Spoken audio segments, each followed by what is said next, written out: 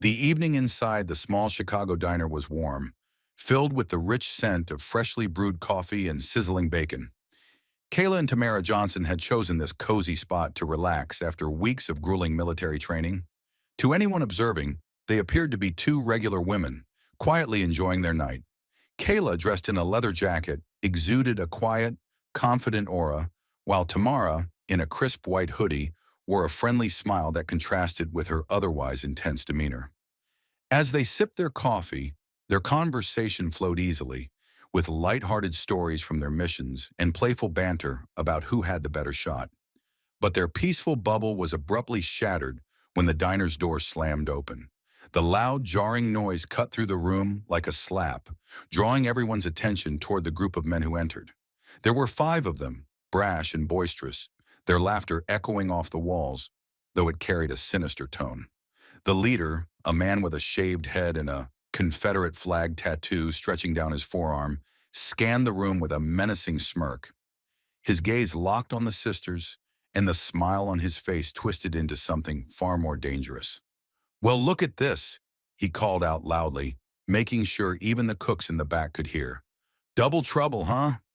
The atmosphere in the diner shifted instantly. Conversations halted, forks clinked on plates, and suddenly everyone seemed far too interested in their food. The young waitress, a woman named Julie with a name tag on her shirt, froze behind the counter, her hand hovering uncertainly over the coffee pot. The only two people who didn't flinch were Kayla and Tamara. They shared a quick glance, a silent exchange between siblings that communicated everything. Kayla's eyes subtly narrowed, silently reminding Tamara to stay composed. Tamara raised an eyebrow, as if asking, "Are we really doing this today?" The leader wasn't finished. One of his companions, a scruffy man with a patchy beard, moved closer to their table, leaning in with his weight on the edge. "What are two girls like you doing here?" he asked, his voice dripping with fake charm. "Shouldn't you be somewhere else?" Kayla placed her mug down slowly, each movement deliberate and calm. She met his gaze, her voice unwavering as she replied, "We're just here for coffee. Move along." The man didn't budge. Behind him, his friends chuckled, their laughter low and full of malice. The leader casually walked up and pulled out a chair. Spinning it around before sitting, he leaned forward, elbows on the table, his grin wide but menacing. "You think you can just tell me what to do?" he taunted, his voice sharp with mockery. "You've got a smart mouth for someone who doesn't belong here." Tamara's fingers tightened around her coffee cup, her knuckles going white. The waitress standing behind the counter shifted uncomfortably, glancing between the group of men and the sisters. The air was thick with tension, charged with unspoken threats. Kayla reached out and placed a hand on Tamara's wrist, a quiet reminder to stay calm. Turning back to the leader, she spoke again, her voice steady. "We don't want trouble. Let's not make this worse than it has to be." For a brief moment, it seemed like her composed demeanor might calm the situation. But then the leader leaned back, laughing, a cold, hollow sound that made everyone else in the diner sink lower into their seats. "You think you're in charge here?" he sneered. "Boys, I think it's time we show these two who runs this place." The men began to close in, their voices growing louder, their taunts sharper. The room felt smaller, more suffocating, as their presence became oppressive. But the sisters didn't flinch. In fact, their unwavering calm seemed to fuel the men's anger. One of the men reached out toward Kayla's shoulder, a nasty sneer on his face, and that was when everything changed. Kayla's eyes flicked to his hand for a split second, and in that moment, the storm they had been trying to avoid crashed down. As soon as his hand made contact with her shoulder, it was over for him. Kayla didn't hesitate. Her body moved with the precision of someone who had rehearsed this moment countless times. In one swift motion, she twisted his wrist behind his back and shoved him forward. The sound of his knees slamming into the table was loud and sharp, followed by his agonized yelp of pain. The diner fell into stunned silence for just a moment, as if even the hum of the refrigerator had stopped. Then chaos erupted. The leader's face twisted with rage as the situation spiraled out of control. The leader, his ego shattered beyond repair, charged at Tamara with a roar that was more bark than bite. Tamara didn't flinch. She smoothly sidestepped, her movement fluid and precise, and with a swift kick to his ankle, she sent him tumbling to the floor. His head hit the linoleum with a sickening thud, and he groaned in pain. Logically, his arrogance now replaced with confusion. "What the hell? Who are you two?" he gasped, scrambling to his feet, clearly realizing he was out of his depth. Kayla didn't respond. She was already facing two of his crew members who had decided that sheer numbers might tip the scales in their favor. Spoiler, they were wrong.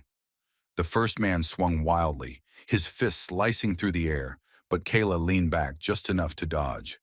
Before he could recover, she stepped in, delivering a sharp elbow to his ribs that sent him stumbling into a nearby booth. The second man, thinking he could do better, swung a chair high over his head. Kayla ducked under it and swiftly jabbed him in the gut, dropping him to the floor in a heap. Meanwhile, Tamara had her own fight. One of the men, emboldened by the chaos, drew a knife, the blade gleaming under the flickering light. Big mistake. Tamara's eyes narrowed as she closed the gap between them in the blink of an eye. She seized his wrist, twisting it with enough force to make him drop the weapon before shoving him backward. The knife skidded across the floor, sliding under the counter where the waitress had taken cover, phone clutched tightly in her trembling hands. The leader, now visibly rattled, tried to rally what was left of his crew. "Don't let them win," he shouted, but his voice cracked, the bravado that had filled his words earlier now replaced by a hint of desperation. Grabbing a glass bottle from a nearby table, he hurled it at Tamara, hoping for an easy hit, but Tamara caught it mid-air, as if snatching a fly, and gently placed it back on the table, almost mockingly, before locking eyes with him, her gaze simmering with quiet intensity. "You're outmatched," she said, her voice low and steady. "Walk away while you still can." The words hit him harder than any punch could. His battered crew, now nursing bruises and injuries, started to retreat, dragging their wounded comrades with them.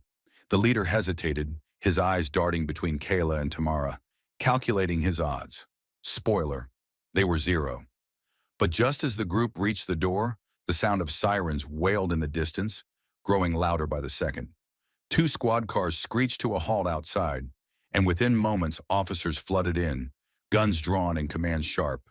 "Hands up! Nobody move!" the officers shouted. Kayla and Tamara exchanged a glance. Of course, it had come to this. Slowly they raised their hands, their faces calm and unreadable. As they tried to explain the situation to the officers, it didn't seem to matter. Despite the testimonies of the brave witnesses who spoke up, and the waitress still trembling behind the counter, the sisters were cuffed and escorted outside. Meanwhile, the gang received noticeably lenient treatment. A few of the gang members were pulled aside for questioning, but none were cuffed. The leader, now wearing a smug grin, walked past the sisters as he was shoved into the back of a squad car. He leaned in close enough for only Tamara to hear, his voice dripping with venom. "You haven't seen the last of us," he whispered. Tamara clenched her jaw but said nothing. Kayla gave her a subtle shake of the head. This wasn't the time. But as they were loaded into another squad car, the fire in Tamara's eyes made it clear this wasn't over, not by a long shot. The police station was cold and stifling. Officers interrogated Kayla and Tamara as if they were the criminals. Every question seemed to focus on their military backgrounds, framed not as an accomplishment, but as a threat. "So, special forces, huh?" one officer sneered, flipping through a file. "That explains your approach." Kayla's response was calm but cutting. "My approach? You mean defending myself when attacked? Isn't that what you're supposed to do?" Meanwhile, across the hall, Tamara faced similar condescension from her interrogator. "Your training makes you dangerous in situations like this," he suggested. Tamara let out a humorless laugh. "Dangerous? The only danger that night was 5 grown men harassing us. Funny how you're not asking them about their choices." While the sisters were held at the station, Ray Dixon, the gang leader, used his connections to spread a twisted version of the events.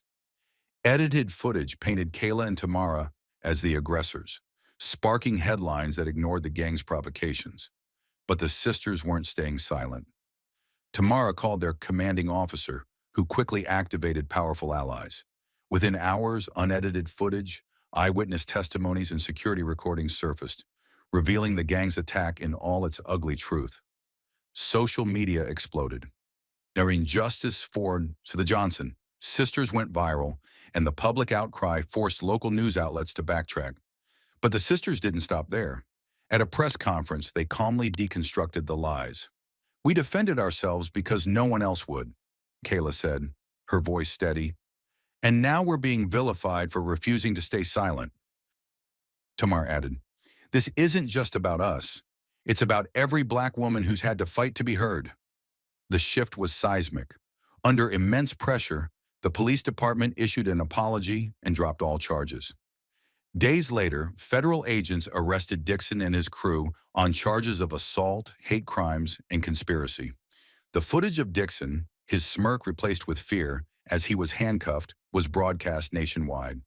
Sitting on their porch, the sisters watched the sunset, the battle behind them, but far from forgotten. "You think they'll stay scared?" Kayla asked, a small smile tugging at her lips. Tamara's gaze remained steady. "No, but we're ready for whatever comes next."